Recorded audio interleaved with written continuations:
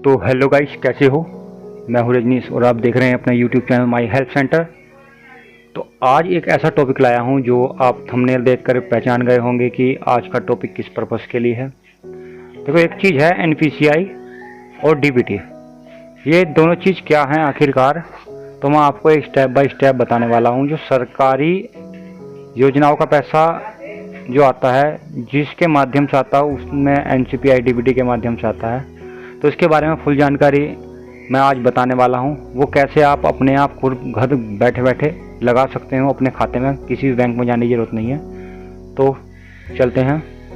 तो जाने से पहले मेरी बस आपसे एक रिक्वेस्ट है, अगर अभी तक आपने हमारे चैनल को सब्सक्राइब नहीं किया रहा तो सब्सक्राइब कर लेना, बेल आइकन भी दबा देना, ठीक है, जिससे कि इसी तरह की नोटिफिकेशन आपको जल्दी जल्दी मिलती रहे। तो करते हैं स्टार्ट। रेडी।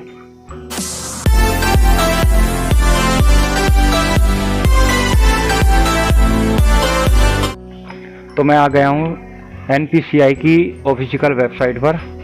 यदि आप इस पर नहीं पहुँच सकते तो मैं आपको बताऊँ, नया गूगल क्रोम में एक नया करना है एनपीसीआई। यहाँ पर आपको डाल देना है। पहले नंबर पर national payment corporation of India पर क्लिक कर देना है।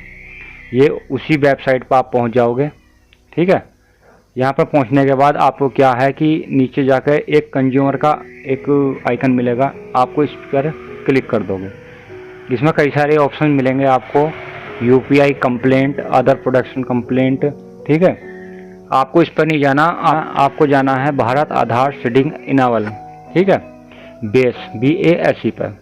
इस पर आप क्लिक करोगे तो आपको एक पोर्टल खुल जाएगा, ठीक है, base.npci.org.in। तो यहाँ पर क्या है, इस पर जब क्लिक करोगे आप, यहाँ टाइमिंग चली, इसके नीचे क्लिक करोगे तो आपको कुछ ऑप्शन मिल जाएंगे। Request for Aadhaar seeding, check your service status, get Aadhaar map status, get Aadhaar mapping history, ठीक है। यदि आप पता करना चाहते हैं कि आपका जो आधार लिंक है वो किस अकाउंट में है, ठीक है, तो आपको क्या करना है, गेट आधार मैप्ड स्टेटस, यानी आपका जो आधार है वो मैप है का स्टेटस। तो आपको क्या करना पड़ेगा, अपना आधार कार्ड का नंबर यहाँ डाल देना, एंटर योर आधार। मैंने अपना आधार कार्ड नंबर यहाँ पर डाल दिया। आपको क्या करना है, कैप्चा कोड फिल कर देना है। इसके बाद क्या होगा, गेट चेक स्टेटस पर क्लिक करोगे तो आधार कार्ड में जो रजिस्टर्ड मोबाइल नंबर है उस पर आपका OTP चला जाएगा। मैं OTP भेज देता हूँ। OTP आ चुका है, मैंने OTP फिल कर दिया है। सबमिट पर मैं क्लिक कर देता हूँ, ठीक है। थोड़ी सी प्रोसेसिंग होएगी। प्रोसेसिंग होने के बाद आ गया आधार नंबर, ये आ गया। मैप स्टेटस इनेबल हमारा है। देखो, एक ये डीबीटी क्या है, भारत सरकार जिस पर्पस के, मतलब जिस माध्यम से हमारे अकाउंट में डायरेक्ट सब्सिडी भेजती है उसे डीबीटी कहते हैं, एनपीसीआई भी बोलते हैं, ठीक है। लास्ट अपडेट जो हमारी थी वो सन 2017 में मेरी डीबीटी एक्टिवेट कर दी गई थी, ठीक है। अब ये पता क्या चलेगा कि कौन से अकाउंट में, इसके नीचे सबसे आएगा बैंक नेम। मेरी स्टेट बैंक में एनपीसीआई ऑटोमेटिक रजिस्टर्ड है पहले से ही, ठीक है।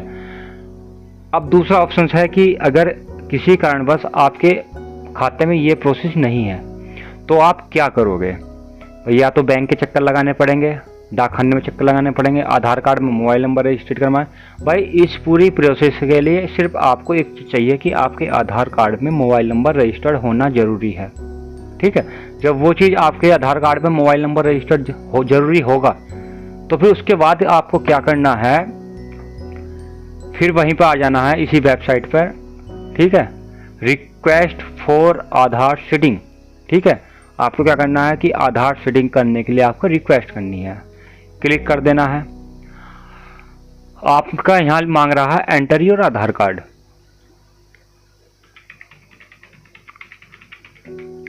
आधार कार्ड पर डाल दिया। Select your bank. अब इसमें उससे पहले रिक्वेस्ट फॉर, आप रिक्वेस्ट जो करना चाहते हो किसके लिए करना चाहते हो। भाई, आपको पता है कि पहले से ही आपकी आधार मैप वो मैप है, तो आप इसे डी सीडिंग करना चाहते हो तो डी सीडिंग पर क्लिक करना है, ठीक है। बैंक चुन लेना है, जैसे मैं मान लिया हूँ कि स्टेट बैंक में मान लेता हूँ, ठीक है। मान लिया कि चलो कोई सा भी बैंक हो, मैं मान लिया पंजाब एंड सिंध बैंक में डी सीडिंग करना चाहता हूँ। मेरा मान लिया कि मैं पंजाब एंड सिंध बैंक में मेरा मैप है और मैं इसे डीसीडिंग करना चाहता हूँ, तो यहाँ पर नाम, वो बैंक का नाम, यहाँ अकाउंट नंबर दोनों जगह, यहाँ पर दोनों जगह क्लिक कर देना है, कैप्चा डाल देना है, तो प्रोसेस पे क्लिक कर देना है। इतनी प्रोसेस करने के बाद आपके नंबर पे एक ओटीपी आएगा। ओटीपी को कंफर्म करके वह प्रोसेस कर लेनी है। आप मुझे अब क्या करना है, आधार सीडिंग करना है। कौन से बैंक में करना है, इसमें अभी कुछ बैंक है, मैं बैंक को बड़ौदा कर लेता हूँ। देखो इसमें भी आधार सीडिंग करते टाइम पे यहाँ पर सीडिंग टाइप आएगा। इस चीज़ को तुम्हें बड़े ध्यान से देखना है। ध्यान से क्या देखना है, मैं चाहता हूँ कि बैंक ऑफ बड़ौदा में मेरी सीडिंग हो जाए। पहला ऑप्शन है फ्रेश सीडिंग। यदि आपको पता है कि आपकी जो एनपीसीआई या डीबीटी जो रजिस्टर्ड है वो किसी भी खाते में नहीं है, तो आप फर्स्ट वाले नंबर पर आप क्लिक कर दोगे। ठीक है। अब क्या है कि दूसरा नंबर है movement with in same bank with other account. यदि आपके स्टेट बैंक में, जैसे मेरा है स्टेट बैंक में मेरे 2 अकाउंट हैं, मान लिया कि एक 1575 है, एक 1576 है। ठीक है, 1575 मेरी डीबीटी है, मैं चाहता हूँ 1576 में आ जाए, तो दूसरे नंबर पर क्लिक कर दोगे कि सेम बैंक है। ठीक है, इतनी बात समझ में आ गई।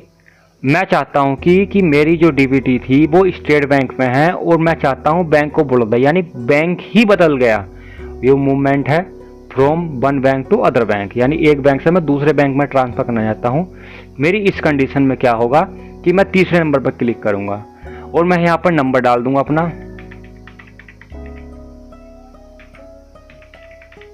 मैं यहाँ पर नंबर डाल देता हूँ।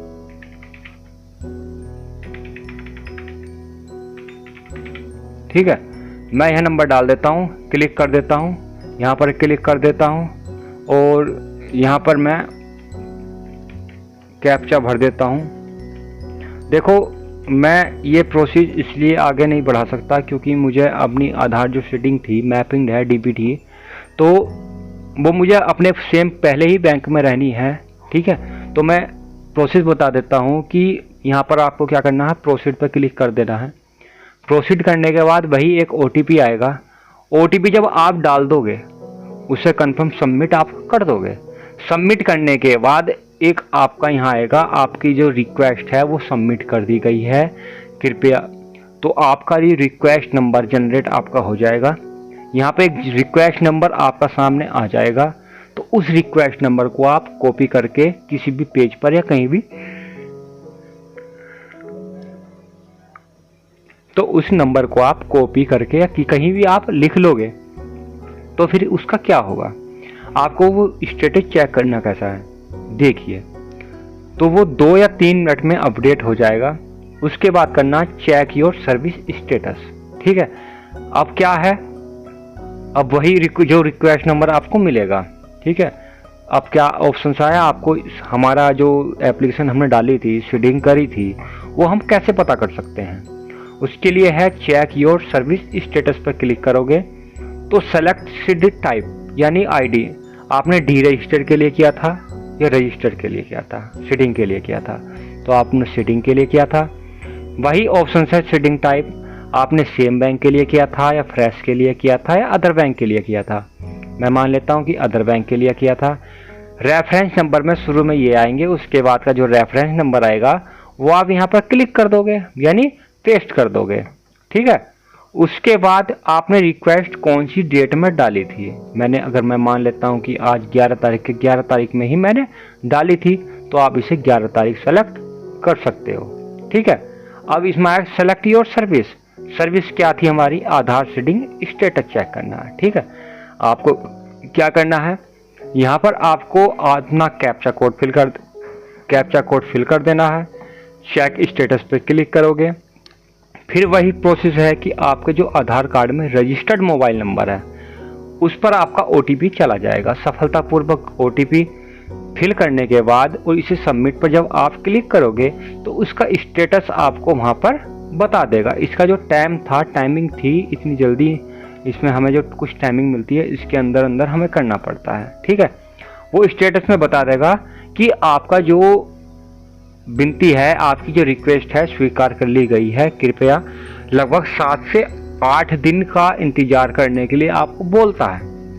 परंतु ये क्या होता है कि कभी कभी बैंकों की छुट्टी होती है तो 2-3 दिन में हो जाता है, ठीक है।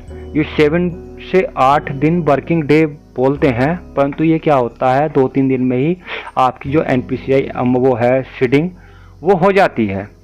तो इसलिए आप चिंता ना करें, क्योंकि ये काम बहुत आसानी से होता है। क्योंकि आप बैंक में भी जाओगे, बैंक में अगर किसी का बैंक लगभग 1 किलोमीटर होगा, किसी का 5 किलोमीटर होगा, जो ग्रामीण क्षेत्र में बैंक कभी कभी नहीं होते तो वो सिटी में जाना पड़ता है, तो वो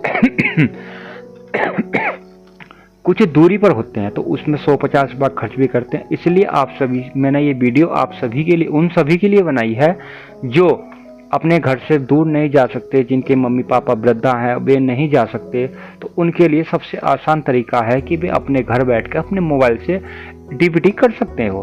तो अगर ये आज की वीडियो आपको पसंद आई है तो वीडियो को लाइक ज़रूर कर देना, चैनल को ज़रूर सब्सक्राइब कर देना और बेल आइकन दबाना ना भूलें, क्योंकि इसी तरह की नई नई वीडियो हमारे चैनल पर डेली अपडेट होती रहती हैं। हो सकता है कि आपने हमारी कल की वीडियो जो हमने डाली थी वो YouTube ने कम्युनिटी की वजह से वो रिमूव कर दी गई है, इसलिए मैं क्षमा चाहूँगा कि डेली बेस पर हमारी वीडियो नहीं आ पाती। तो मिलता हूँ एक कोई नई वीडियो में नेक्स्ट डे, कल फिर मिलते हैं नई वीडियो को। तो चलता हूँ, शुक्रिया, जय हिंद, जय भारत।